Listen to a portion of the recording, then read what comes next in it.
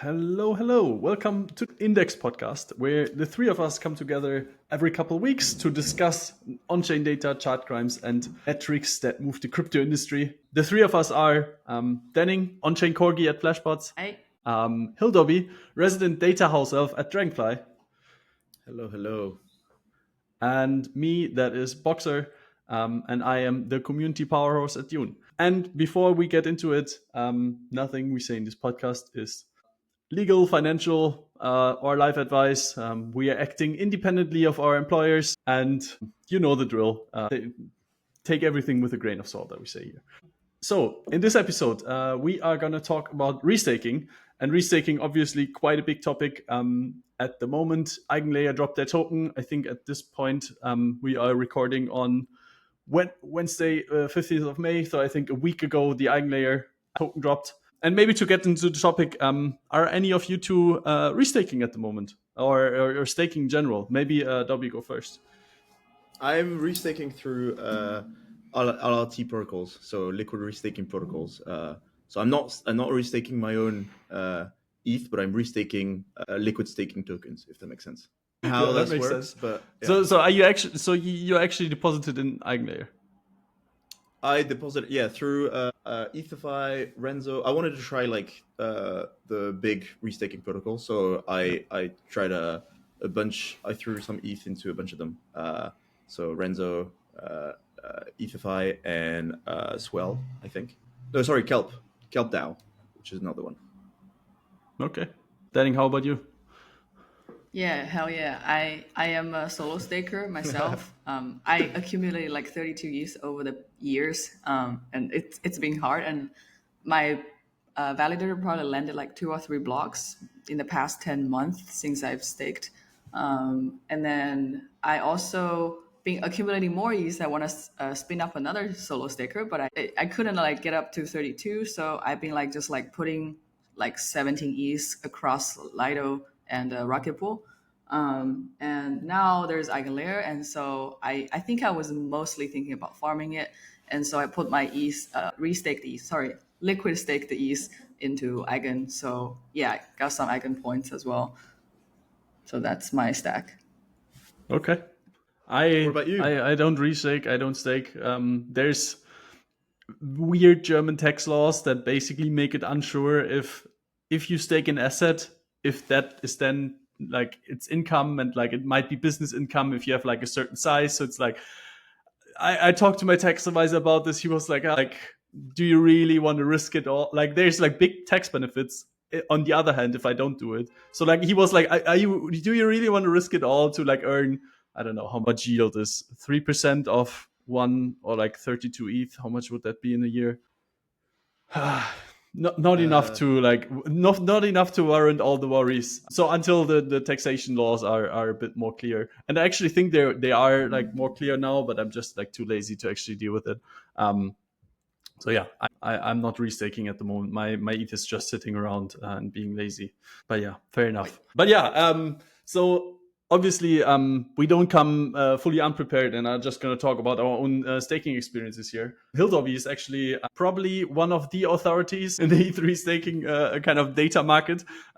He's built a dashboard on Dune, which has been referenced quite a lot throughout the industry. So Dobby, if you could take it away and just walk us through that dashboard, and maybe through like an introduction to staking, and like what is this actually, and like why do people do this? And we've already thrown around quite a few words which might be unfamiliar to some listeners. I hope not too many, because like if you listen to this podcast, you hopefully know what all of this is. But take it away.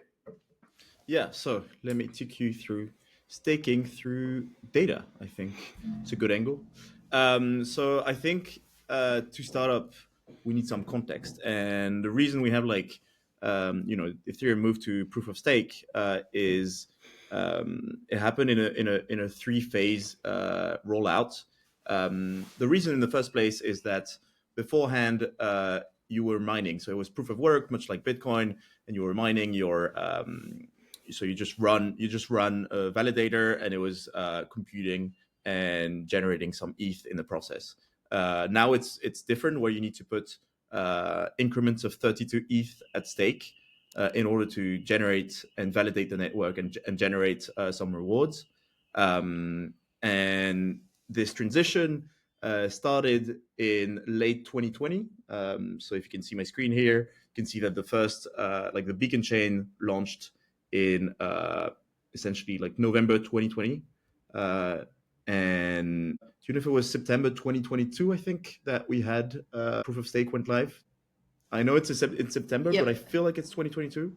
So yeah, it was live for quite a few months, and the reason being that before actually having this live, we want to accumulate a fair bit of stakers in order to make sure that there's different participants, it's decentralized, and we're not just launching and then there's like 3 validators and we're just the entire Ethereum blockchain is running on the back of like 3 people. So you needed to build up that stake. There's also some you have queues in order to make sure that you can't have massive flows in either direction, so in or out, that are too sudden. This is to mitigate any potential impact on the network, and make sure we don't have any issues related to this. And in September 2022, proof of stake went live, and that meant that we actually made the switch of the Ethereum blockchain from proof of work to proof of stake, and that it was actually validated through that new process. What it led to is, I guess, it reduced a lot the consumption of Ethereum in general as a blockchain, because proof of stake was very energy consuming.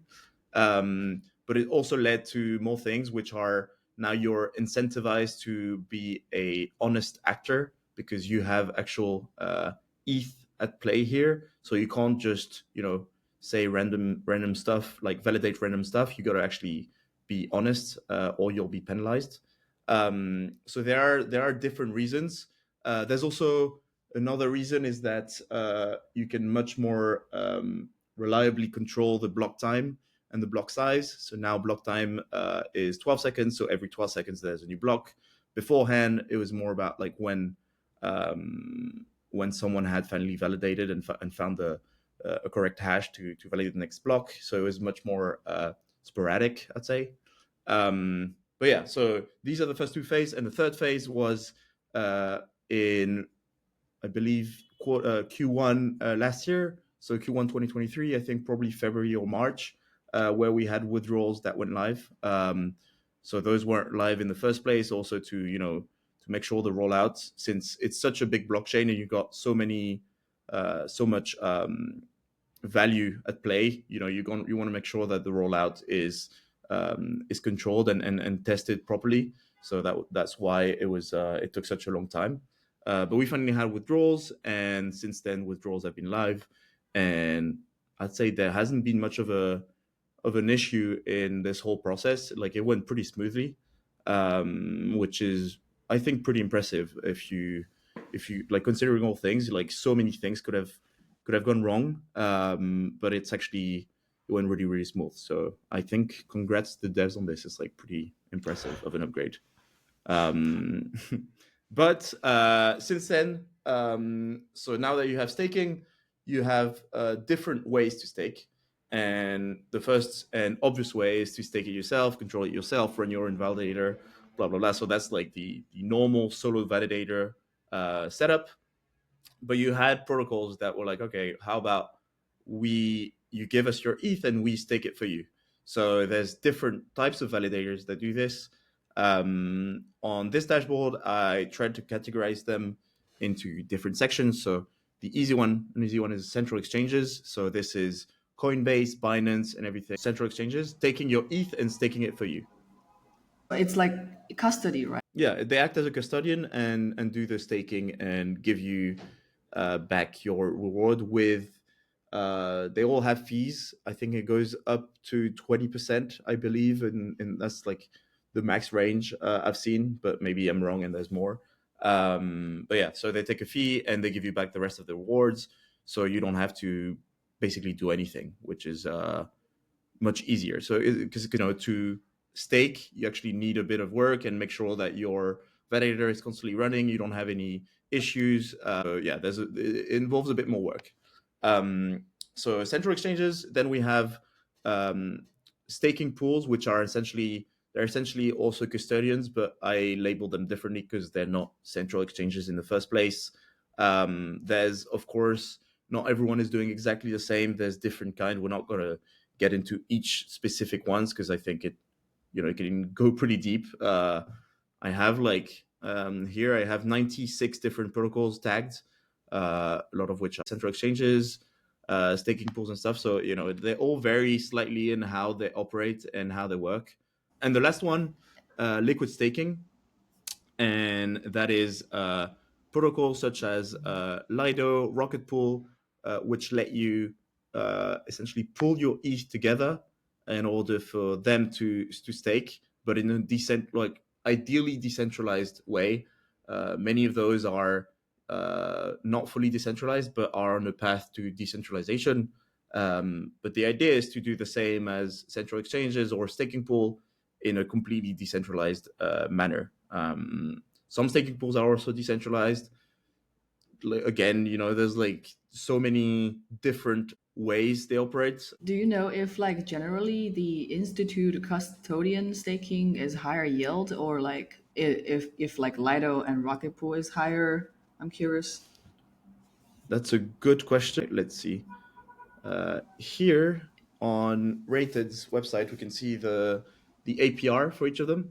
I don't think there's a difference between whether you're central exchange or decentralized or whatever, but it's more about how they operate. Do they run MEV boosts and stuff like this? This is what is going to impact your APR. Here you can Got see it. that they're all in the same range of 3. I don't know, 3.2 Uh-huh. to 4 or something. Frax here is an outlier, it seems, and doing very well.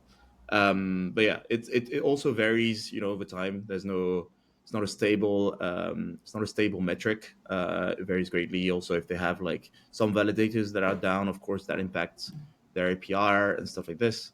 So there's so many considerations, but it doesn't matter what the protocol is in the first place. It's how they stake in their custodied ETH. That's what matters. It's pretty crazy to see EtherFi is higher than Binance and Kraken here in this list in terms of Yeah, like penetration. Yeah. yeah. Ethify, they grew a lot. They were a bit later to their what got them to be this big. It's like restaking, and it's interesting that we had this dynamic late into the staking scene, I guess, where it kind of shifted to restaking. We can look at this maybe later. Um, so far, we've got 27% of ETH that is validated in the network, 28% of which is staked through Lido, which is the biggest protocol in terms of staked ETH. Of course, here I'm tagging it all as Lido, but they actually have quite a few validators. So if you look at a single entity that controls the ETH, it's actually not Lido, but it's more going to be Coinbase, who we don't have much of a picture on how the staking operation works, but they should be, as far as I know, the biggest, in terms of staked amounts operated by a single entity. Because Lido have many of the entities operated for them. But yeah, so here you can see how it's shared amongst participants. We can also see lower in the dashboard how it's shared amongst different protocol types. So liquid staking is by far is dominating. Central exchanges are the second one with 25%. Liquid staking is 32, by the way. Staking pools 16%. And then the thing is, you can't obviously identify everything. So a lot of the time I spend on this dashboard is me tagging entities, and of course you can't tag everyone. Many are very discreet and you don't know who it is. My goal is generally to tag more custodians than solo stakers. I think custodians are going to be where it matters. Solo stakers are great, but it's very hard to tag, and it's also extremely tedious because if you tag one solo staker, it's usually not a big stake in amounts. So the amount of work you need to tag one person is going to lead to a much smaller impact. So it's Do, do you actually identify them on a personal level? Like, would you be able to say Denning.eth is this staker? if they have an ENS, it should show up as their ENS as the name. But you also have like, if you look here, like Vitalik, Daniel Wang, and other people who have staked like significant amounts. And like Daniel Wang controls like 0.5% of staked ETH. Worth Who is tagging, he? I'd say. Who is he is a good question. He is Okay. the co-founder of Taiko, and yeah, I don't honestly know much more about him, but what I think he's just a very early participant in Ethereum, hence why he's got so much ETH. Okay, and you identify these people by looking at the withdrawal address for their beacon So ETH. there's various ways I try to identify. Was it where the ETH came from is one thing. Who executed the transactions? Is it tied to any specific entity? You know, if I see an address that like has regular movement with just one specific, let's say, central exchange, you know, especially if it's like a wallet that doesn't behave in a way with other wallets, but only with this one, you know, you got like, I guess you don't have like you have like many different ways to tell, and I try to use everything in my power, everything that's available and public, to tag them and regularly eat away at that like 16.3% of identified unidentified share, and trying to stay on top of things. You also have like wallet rotations that I need to factor in, as you know, for security purposes, especially central exchanges, they'll regularly move their ETH from one node to another. So yeah, it just is like a lot of work of maintenance, and it's very easy for decentralized protocols because you'll see the smart contract, and usually from there you can easily tell you know, where it's from and stuff like this.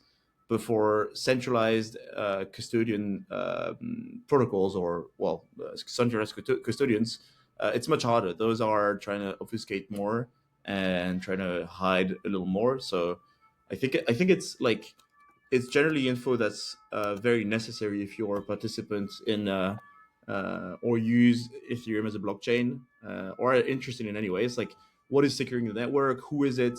Is there anyone that is taking too much so that like it's at risk of centralization? So these are all like things that you should keep in mind, and you know, if you use it, like, you might as well make sure that it's a blockchain that is secured properly and is trustworthy in terms of decentralization. And just to emphasize on top of that, because like I think in the very beginning, a lot of people were confusing that like when Lido having this big amount of like the network stake, it doesn't really mean that it's centralized because they have a decentralized or like a big list of the operators, right? So it's like not one entity is controlling this amount of like ETH staked and validating all the blocks they are receiving. So Yeah. So the the reason here I've got it all tagged as Lido is because it's just it's just easy to track on chain, whereas who is actually validating is much harder, since this isn't decentralized or even normalized. So you know, I need to account for every specific protocol. So it's just such a large amount of work, and it's not something I had in consideration when I created the dashboard in the first place. So it need a severe like rework, and I don't know if I would even be able to tag many of them, because it's not necessarily easy to find all those. It's a lot of work, um, but it's something I've had in mind and want to eventually tackle. It's just so much work compared to what the impact is. And yeah, actually, I think Rated probably has a clearer picture of this. Here you can see the different people staking for the different entities staking for Lido, for example. So there's 37 of them right now. Oh, by the way, I forgot to caveat, just a disclosure, that Dragonfly, we hold some of LDO Lido's governance token. I think on a high level, that is it. Do you guys have any questions specifically? Do you think the people who thought of ETH2 would be happy about the staking distributions now with like kind of centralization through Lido and like Coinbase and Binance and all of these other liquid staking providers? Like, did we actually like was this good network design? there's like there's things that are great and there's things that aren't. And I think it's one of the like EF publishes a lot of work on this. Mike has shared a lot of thoughts on what he thinks we could do to improve it and how our expectations relative to what happened slightly differ, of course. MEV, for example, playing such a big role is an interesting dynamic where in order to increase your APR, you could let your validator essentially accept MEV transactions and be bribed for it, and therefore gain more ETH, and that of course quickly gain traction because more APR, people are interested in just higher revenue, I guess, not revenue, but like the higher APR for on their ETH. So that led to some dynamics. There's also another topic we're not going to get deep into, but censorship was another thing, especially with OFAC censored address such as Tornado Cash, which some validators decided to not accept into their blocks that they were validating. That was another interesting dynamic. I think this concern for now is much it's much less of a concern. But for a while, a lot of the validators were actually censoring, and that was concerning. But yeah, for now, we're back to being good. So Geth, for example, is an execution trend. So one worry was that too much of staked ETH is controlled through one execution client, because if there ever is a problem with that execution client, that can cause trouble through all of Ethereum. So we've had like execution clients have bugs every once in a while, which can be mitigated as long as it's not a high amount of staked ETH. And Geth is still over 50%. So ideally, this keeps going down. It's been going down lately, especially since people have been pushing, to switch to a minority client. So if you are staking and using Geth, please consider switching to Nethermine, Bezu, or Aragon, or another one, or whatever. But yeah, we gotta Yeah. mitigate that issue if we can. Yeah, that's what I saw. Like when you are a solo staker and you go through each step, it's advised that you try to diversify the clients. But I think that's also another like whole rabbit hole of discussion, because like there's also both sides of the opinions that like, okay, but if you're encouraging all kinds of diversity and like there's just like a new random like repo and of like implementation, it's not really battle tested. And so it's like when the the client's version that's like a lot more long lasting and battle tested, it's probably more safe. So like it's hard to argue which is better for the long term. I don't know. Yeah, yeah, yeah. Uh, Either way, please switch to minority client. So all of that to say, it is complicated. We can't really answer if this was a like good network decision, because I also like I think it's like there's other blockchain systems where restaking or kind of liquid staking is enshrined on a protocol level, right? I Yeah, think in the Cosmos ecosystems happens on Polkadot. On Ethereum, we've kind of taken the decision, hey, let's try to decentralize this and make sure that everyone can run a node from their home, or like from I think there's people running these things on Raspberry Pis or something. And I think that's like one of the things that like the EF wanted to ensure with having this upgrade.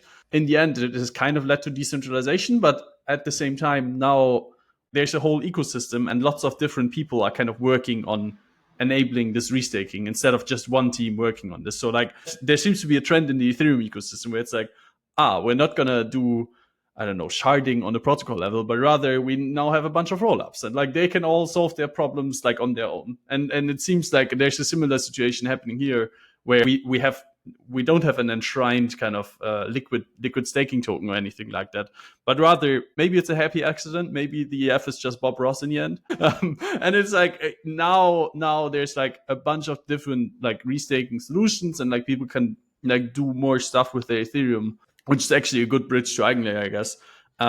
Where there's kind of an evolution happening that is not just facilitated by the EF, but rather by a broader ecosystem, and actually more people can work on this.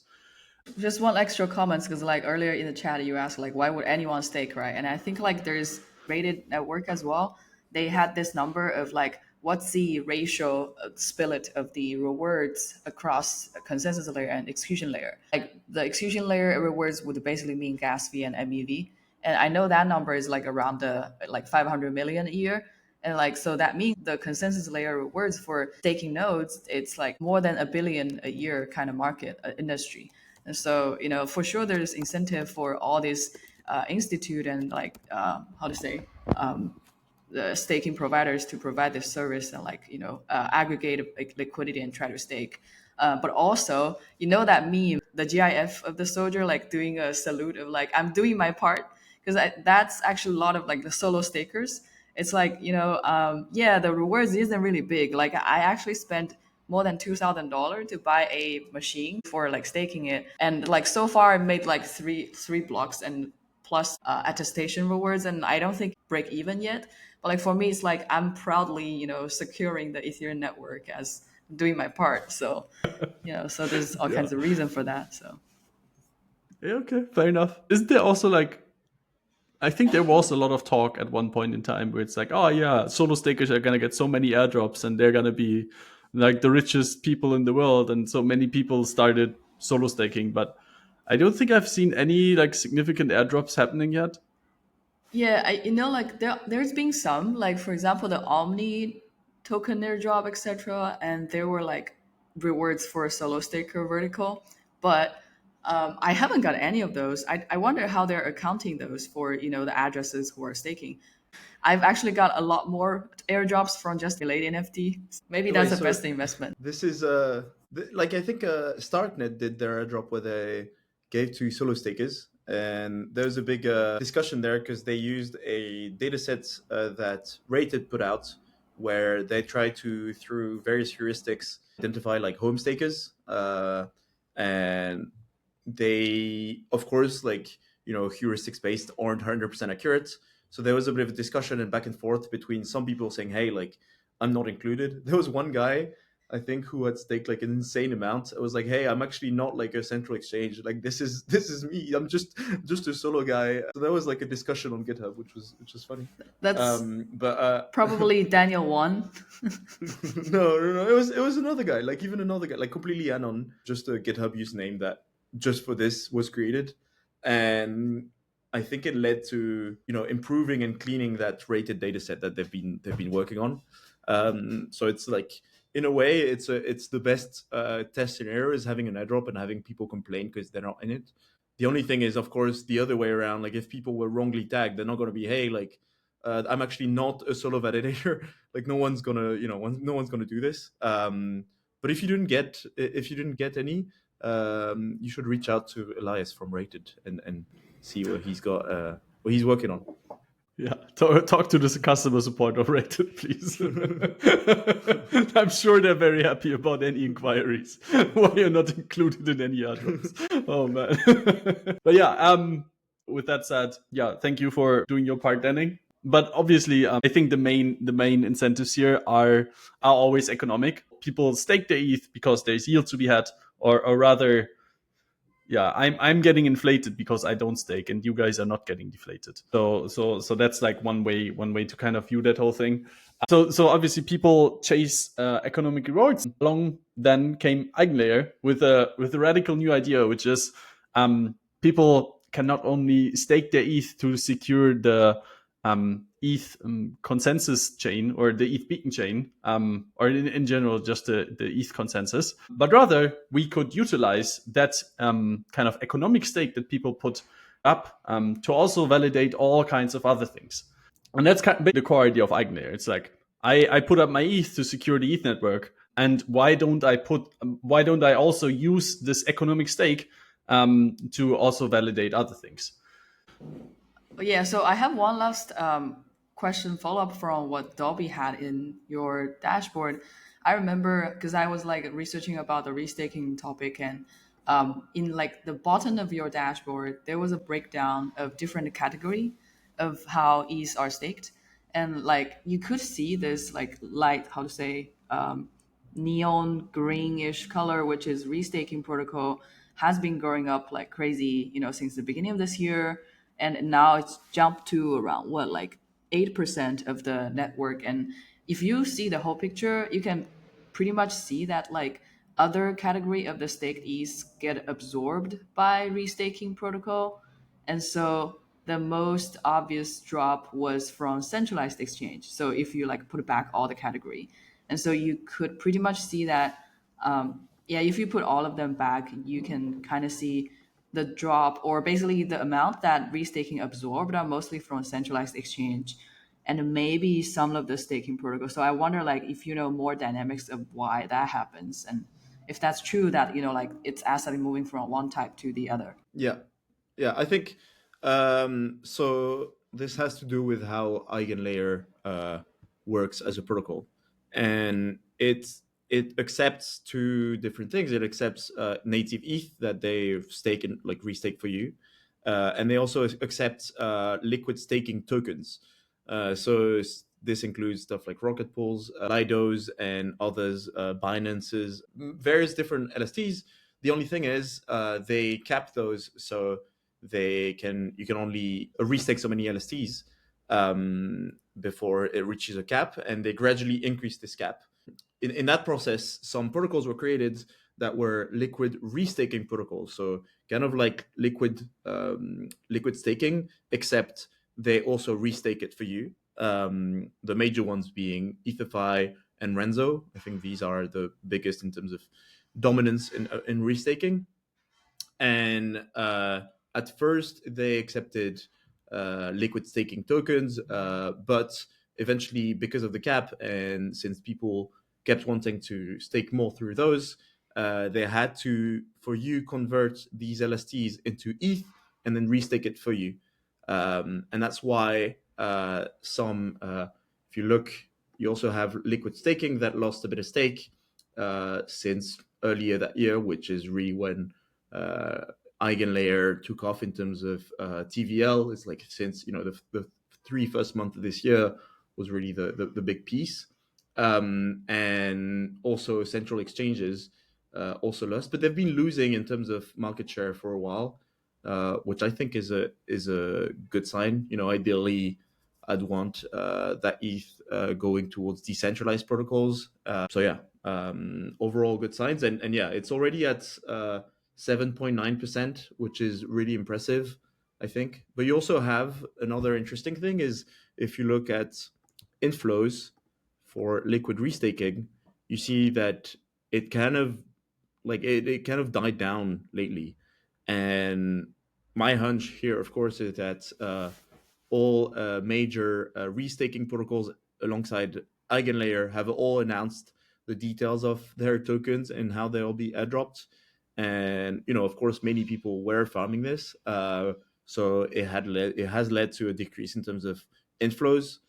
But I think eventually we'll have the APR of staking through EigenLayer actually be such a big incentive that people will, that inflow will start again to pick up. That's my hunch, but of course it's more of a guess than anything. But yeah, interesting dynamic. So to summarize that, a lot of the you are saying a lot of the demand in liquid staking tokens, and then kind of this liquid restaking category that was basically like just fueled by EigenLayer came from the like EigenLayer points and the EigenLayer airdrop program. And now that that's done, we're kind of seeing outflows out of the category.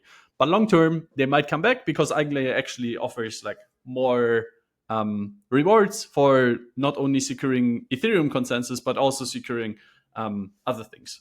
And that is actually not a bad intro to EigenLayer. So all of ETH consensus is basically like it's an economic game, right? Like you stake capital, you get rewarded for staking your capital and kind of like performing services by validating the ETH chain. And what EigenLayer has basically done, they've designed a system in which you can not only use your ETH to validate the Ethereum chain, but rather you can also stake that ETH or use that staked ETH and restake it to also validate something else.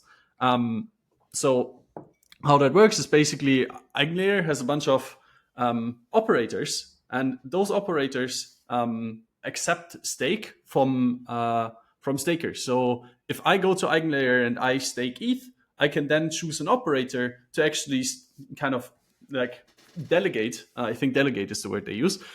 Delegate my ETH stake to, and then that operator has kind of economic control over my ETH. So I trust them with doing whatever like additional services they take on with like, I don't know, diligence. Maybe that's a good word.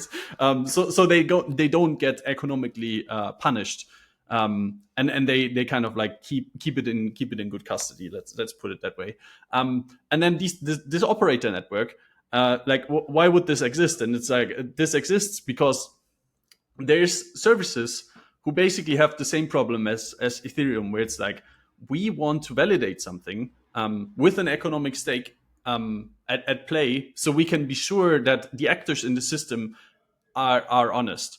And they need the EigenLayer operators. So the EigenLayer operators in this case, kind of like you can kind of think of it like in Ethereum that there's so Ethereum consensus class could MEV boost, or for Solana there's the Solana G2 client. So they get additional yields for performing those services. So if we track back through the chain, I'm a staker, I want more yield. So what do? I delegate my ETH to an operator. That operator takes on additional tasks from an AVS, which is actively validated services. So my operator participates in securing the consensus of that actively validated service. And in exchange for that, my operator that I stake to puts my ETH up for kind of like as economic security deposit, if you want to put it that way. And then we have this AVS layer, which is different services. I think the kind of easiest way for everyone to understand this would be like, we could use an AVS to secure rollup.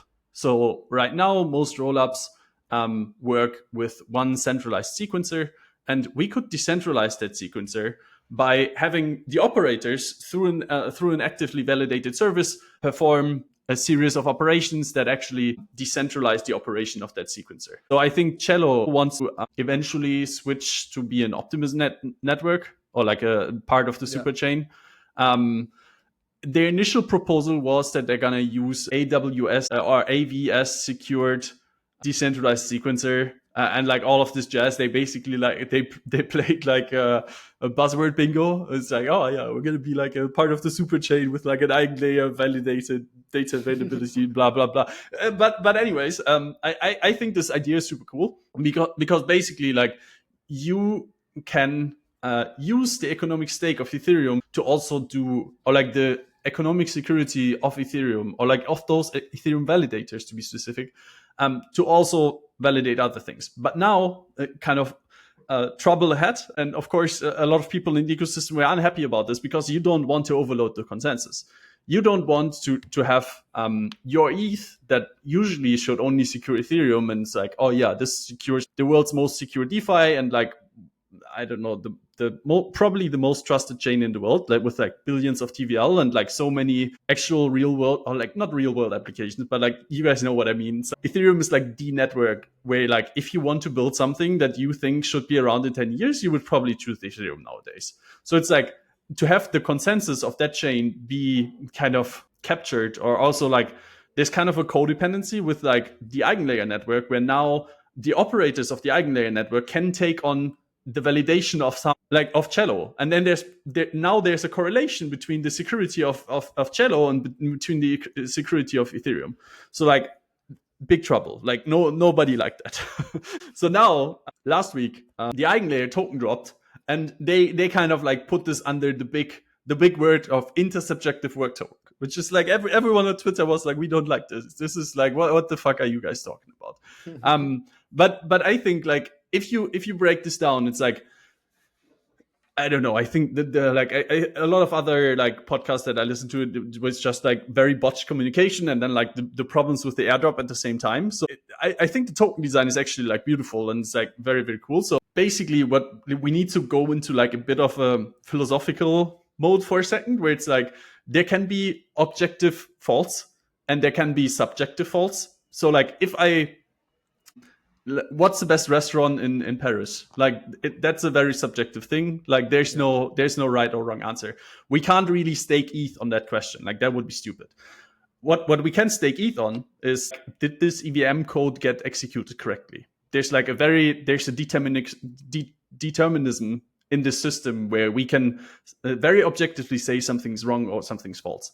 And then between those two poles of like subjective work and objective work, there's like something that EigenLayer calls intersubjective. The example they give on the website, for example, is the price of Bitcoin is $1. And then this is a kind of like an intersubjective question where, like, depending on where you stand in the world and depending on what your environment is and depending on the context you have, this could be false or wrong.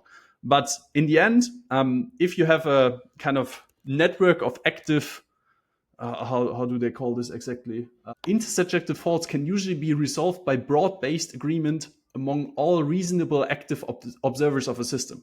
Let's take a chainlink node, for example, that reports the Bitcoin price is $1. There's like, maybe for that chainlink node that is true. Maybe it only looks at something like maybe it looks at Kraken circa 2016, where like the matching algorithms were all fucked up all the time. Maybe for that node it's true, but then you go into the broader world and there's more context and there's a bunch of other nodes which are reporting actually the Bitcoin price is, I don't know what it is today, 64,000 or whatever, probably less. But that's not the point. So you guys can kind of see how there can be an objective fault, there can be a subjective kind of truth or fault. And then there's something which kind of depends on the context. So this is what EigenLayer is trying to bridge the gap to this EigenLayer system now. They are saying that ETH is going to be used for objective, for something that can objectively be kind of judged whether it's true or false. So like in the case that I mentioned earlier, where it's like we are validating the Cello consensus, we're probably going to put up Ethereum as stake actually.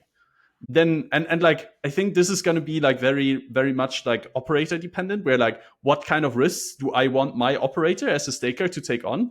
And then like there's going to be like natural competition and kind of like all like there's a bunch of different parameters which will basically decide what happens with the system. But now for anything that is intersubjective or like where like the answer is something wrong or false, it's not so easily found as like did somebody calculate this code correctly, or like did somebody execute this code correctly? So for example, like I don't know, like let's actually take the Oracle example of like chainlink nodes. Did somebody report the price correctly or not? There you wouldn't stake ETH on that, but rather you would stake the eigen token. And that's why it's called the intersubjective work token. And basically like what all of this is like, this is like way to not overload Ethereum's consensus. So like I think a lot of people in the ecosystem should actually, or like I think the broader ecosystem sounds from like the reasonable located voices that I've heard, everyone is like, this is actually like a really good solution for the problem that we had before, where we don't want to overload the Ethereum consensus with I don't know, like validating Dogechain or something like this. So now there's going to be a dual token system, and basically if you're running an AVS, like the AVS, the actively validated service, will charge fees, right? Like let's say they validate Cello, so Cello is going to pay them in Cello tokens, and then part of that stake will probably go to the Ethereum that is at stake, and then the other, like another part of this will go to the eigen that is at stake.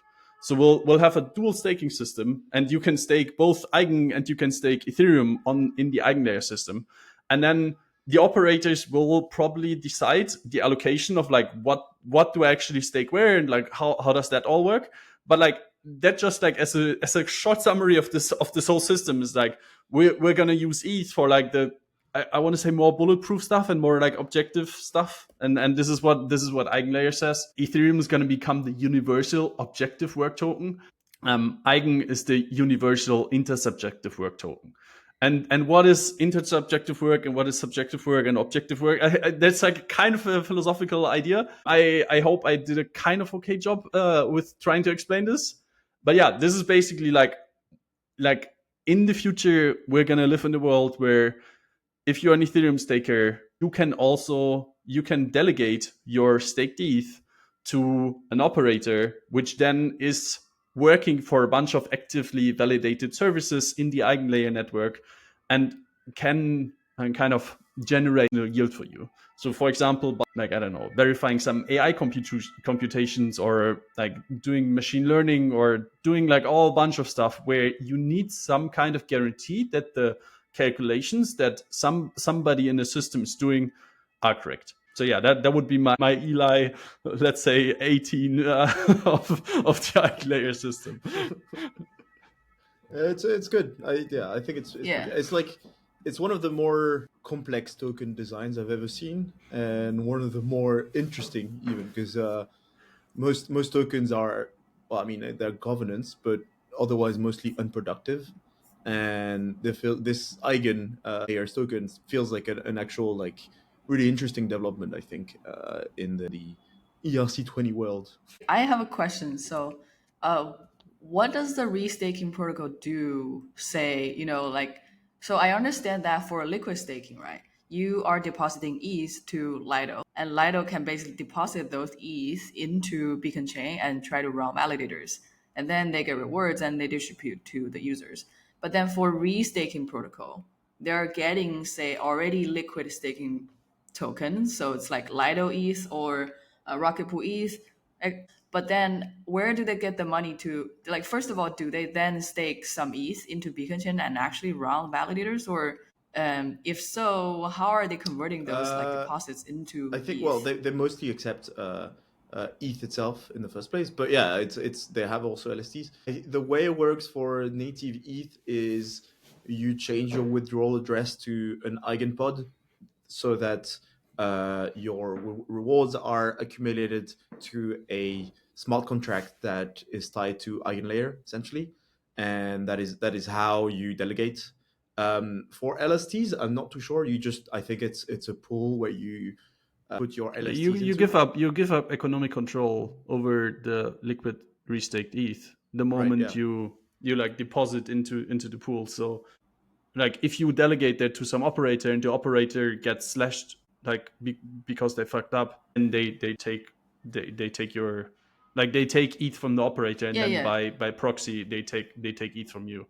So like, but yeah, with a native ETH, like as we said, like you actually give up control of the, like you need Beacon ETH to, you already need to be validating the chain to be stake with you can't just go there with your kind of native ETH. So that's actually how EtherFi and everything, like that's how they came to existence, because they are just spinning up a bunch of eigenpods for you basically, and they're taking over the validation. I think my question was more like, say, okay, the restaking protocol, what they get is really just liquid staking token. And how are they converting those liquid staking token into ETH value? Like, where do they get the money they stake into ETH? Uh, it's a good question. I'm not exactly sure how it works for LST, to be honest. But yeah, it's a good question. I'm not sure how they put the LSTs to work. Yeah, I need to look into it. But wait, so like you just need the economic value. So like as long as you have economic control over the stake, then you can set up that stake. And like it's not like you can move in and out of EigenLayer. There's also like a withdrawal queue and everything. So like as long as EigenLayer has the economic control, like they only need that. They don't, like, it's actually like kind of a few levels separated from the actual like validation of the ETH chain. So like Lido, like let's run through the example of like Lido doing something. Like I deposit into Lido. Like let's say I take 5 ETH, deposit that into Lido. Lido has like their operator network or like their validator network. So like maybe it lands with, I think Deutsche Telekom does some validation for Lido. I don't know. Let's just say that for hypothetical. So then I get my restaking token. So now I have ST ETH, staked ETH. I put that into EigenLayer. And with that, I've given up economic control. Now EigenLayer is actually like they have custody of this. So then I delegate my staked ETH to an operator. Now the operator by extent is like kind of responsible for the ETH, but it's still like in custody of the whole kind of EigenLayer ecosystem. The operator goes and validates something for one of those AVSs in exchange for some tokens or some rewards. My operator fucks up, the operator that I delegated to. Now my operator gets slashed. Part of like what they get slashed is proportionally what I've delegated to that validator. So like there's no connection. I guess there's some connection. This is actually, so wait, I get slashed. My staked ETH balance in the EigenLayer contract decreases. Yeah, it's a good question. I don't know how Oh, getting this is a. well, like, yeah. But wait, no, I just lose my staked ETH. The staked ETH is still somewhere. Like So it doesn't get withdrawn from the beacon chain. It changes, like it doesn't get destroyed. It just like changes owner Yeah, inside of the yeah. system. So now some other operator in the eigenlayer system, I don't actually know where the slashing goes. So like I would assume that whoever is like an honest participant of the system then gains a share of my staked ETH. The ETH consensus, I think it's just like if there's like too many things going on, and then like eventually you get like a kind of pyramid system where like if like something breaks down, then like a bunch of other parts of the system will also break down. But like I think there's like enough separation from the actual ETH validation that it's not that bad. Does that make sense? yeah, makes sense to me. It's a very very complicated topic.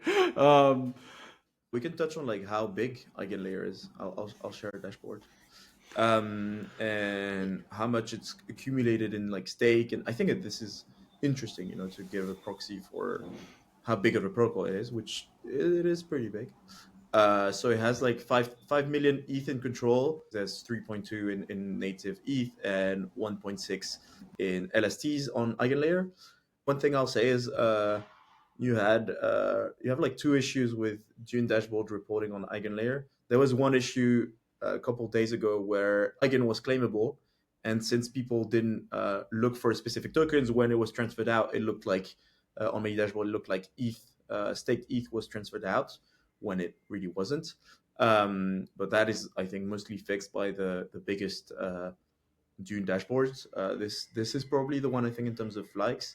And another issue, which I think isn't currently fixed, is that for liquid staking tokens, you have the way they work is they usually are have a rebase event, so that when you hold so STETH, for example, daily there's an event where your amount, your balance is slightly increased to account for the yield that was generated during that day. So every day there's a rebase event, and usually, in data, rebasing tokens are just a pain to deal with, and most account for transfers but not rebase events, meaning that over time those balances, TVL metrics will increasingly get inaccurate.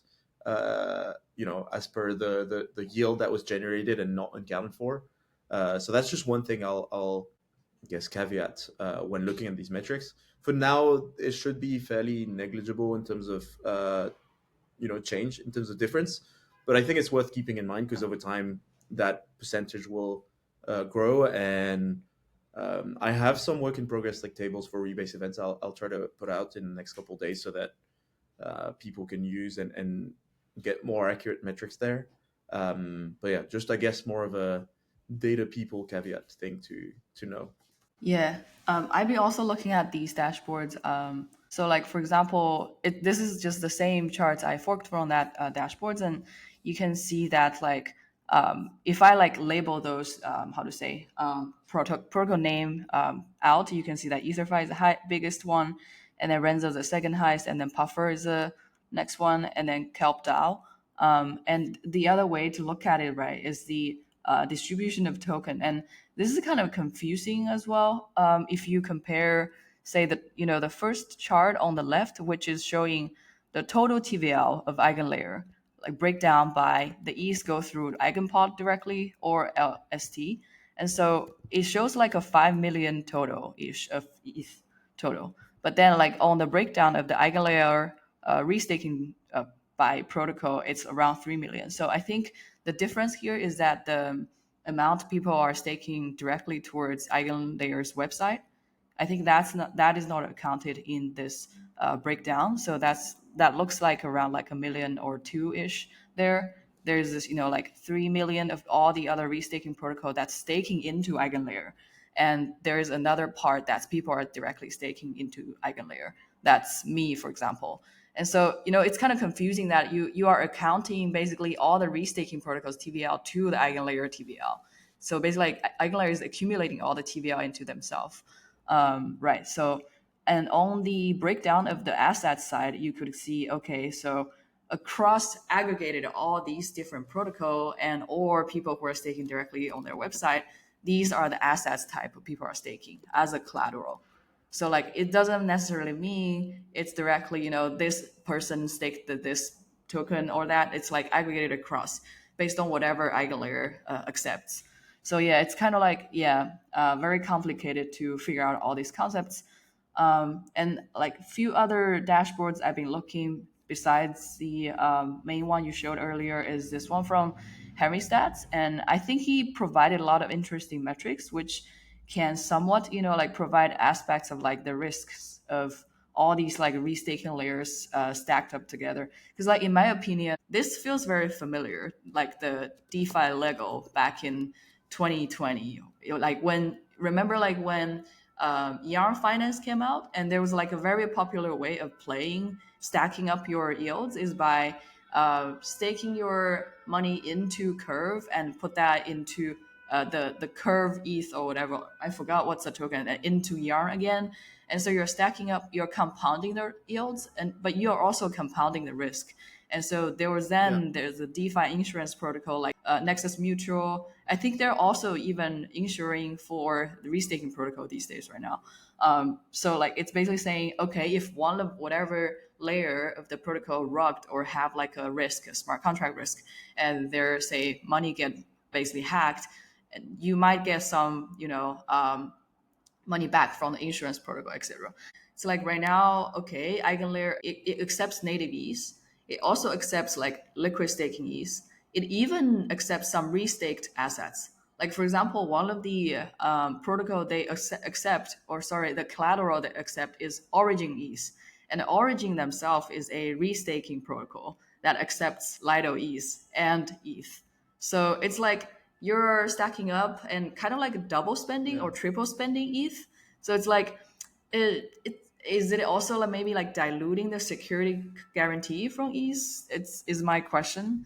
So yeah, back to this dashboards. I think like it provides a bunch of like economic wise metrics. For example, he looked at the total TVL on AMMs, where all these like stake how to say liquid or restaked how to say ETH assets, how much TVL are on different AMM pools, and so it could means the liquidity depth in the markets for these assets. And some other popular metrics would be like basically what's the market rate, or basically I wouldn't call it like the depegging or a pegging rate because it's not really a pegged assets, but like maybe call it like the liquid restaking market ratio towards ETH. They're supposed to be 1-to-1, maybe with some rebasing ratio or something.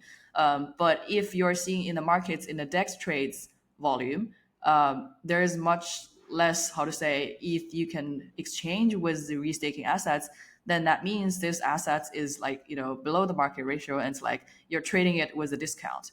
Or when it's higher, I think you would call it as like trading with a premium, right? So that's another indicator of like if this asset is economically stable right now. And if this ratio is going off the charts like crazy, like say now with like the liquid restaking token, you cannot sell it for almost 1 ETH. You can only sell it for like 0.1 ETH. It's almost like a depegging event, right? So your money becomes like valueless. So yeah, I think a lot of the question I have right now remaining for the restaking protocol is the risk part. So like there's token economics risk, there's smart contract risk, there is also potentially like governance risk. For example, if someone holds a lot of the restaking and they can like withdraw, like pull from somewhere, would that cause any like events?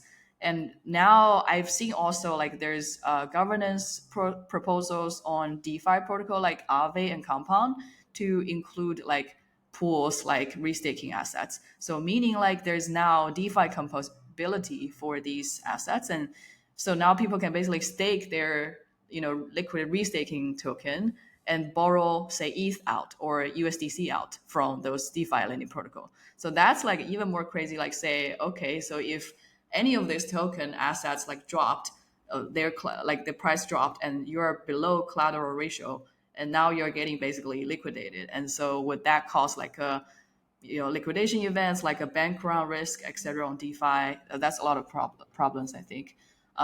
I think another biggest one is the slashing, which is not even alive right now in EigenLayer. So yeah, that's pretty much it. Yeah. Yeah, I think the risk, like smart contract risk, is the reason why we have capped LSTs. My guess is they want to obviously mitigate that risk and make sure it's not out of control, and they have full control over the caps, keep raising them over time. And if you look at this, I think there was a chart I saw on your screen earlier. Oh, that was in this dashboard, where you could see the LST's TVL increase, very incrementally in like sudden, sharp moves, and that was when they changed the caps, but they usually get filled up extremely quickly, because people want to render their assets, even their LSTs, even more productive, if they can. Well, we'll see if they still fill up now that Eigen is announced and it's non-transferable, and I don't know. There was a bunch of unhappy airdrop farmers after the airdrop. They even like to answer the unhappy farmers. They even like the next day say, we're gonna give you 100 Eigen more to basically almost everyone, I think. Yeah, which actually now like rewards Sybils a lot, which is really stupid. Yeah. So now if you deposited, I don't know what's their minimum, but even like 1 ETH or something, now you actually like have a yield of 15% or something like that. So yeah, pretty weird decision to listen to the internet mob. I have a chart crime to share. If your analyst like shares this, like, I don't know, fire him. Yeah, don't let the design team design anything that has math in it. I don't even know how. Like, what's wrong? What's wrong here? Okay. What's wrong here? You try to figure it out. What do you think could be? Okay. Well, look at the numbers. That 2.5 looks too big as in terms of the ratio. And look at the 30% taking like 25. It's like, it's just weird. It's like, I don't even know how like someone can validate this and says like, obviously this is going to get like some backlash. And so they redesigned it and changed the website afterwards, but it's interesting. Oh my god! I don't know. Yeah, that was bad. And also, I think another thing I want to share is the restaking scene is about to potentially get more interesting, especially since all this TVL quite like it's a very successful product thus far, EigenLayer and LRT. So obviously competitors, you probably have competitors being in the work, and like there's a tweet yesterday by Wu Blockchain, or today actually, saying that Paradigm alongside some Lido founders are working on a competitor called Symbiotic. So I think it's going to be, I like it when there's competition because it means it's more interesting and everyone needs to actually put in more work rather than let things sit as they are. So yeah, this is true. This would be very interesting to see, and the dynamics between the two protocols, especially since EigenLayer has acquired like a lot of mindshare. It's restaking is akin to EigenLayer in everyone's mind right now. It'll be interesting to see how a competitor tries to garner some market share and grow alongside EigenLayer. Yep. Things always stay exciting. Any last things you want to plug? No, I think we could, the thing is you could go... No new tour dates, anything, dashboards? No. Okay, fair enough. With that, thank you for listening to the Index podcast. I hope we could illuminate a part of the restaking landscape for you. We're going to be back with another episode, I think, in 2 weeks. Thanks for listening. See y'all. Bye-bye. Crypto data wizards, come join us for the parade. From Bitcoin ETF to Solana meme coin trade, uncovering public secrets in the blockchain shade. Bad chiller, cherry picking fire.